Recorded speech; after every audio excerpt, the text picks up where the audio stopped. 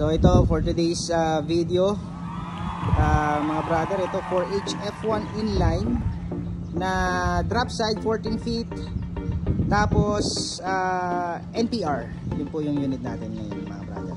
So ito, papalibutan na natin to. Let's go.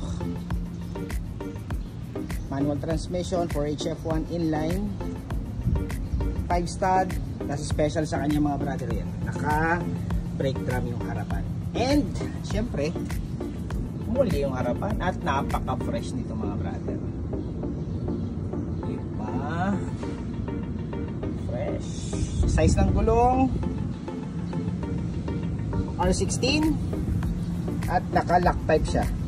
So yan, lock type, hindi po siya tubeless. Yan, tapos flooring is stainless. Wow. Japan surplus po ito mga brother 14 feet body. Kasi ito yung kanyang syempre ito naman issue na naman to Soleras na kahoy. Ganyan po dumating yan dito mga brother. Tapos ito boom truck po itong truck na boom truck po yung unit dati. So pinalitan na nila sa Japan to, nakaganyan na siya, naka drop side na siya.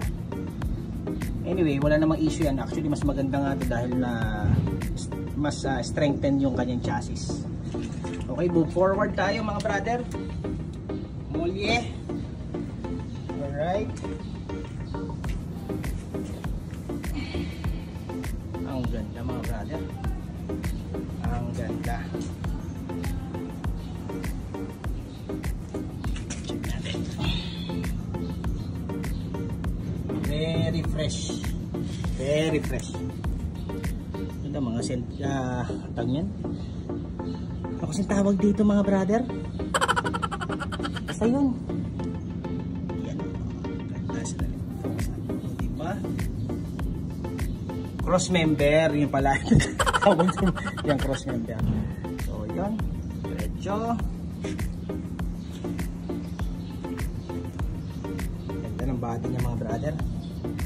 R16 ang gulong. Very nice. So ito yung mga critical part kasi ng mga ng mga unit. Okay dapat ang chassis tsaka engine. Kasi yan po ang buhay ng unit. And yung body, yung muka, ano na lang yan, madali na lang ayusin kasi yan pero yung chassis hindi mo pwedeng maayos yan mga brother. Alright.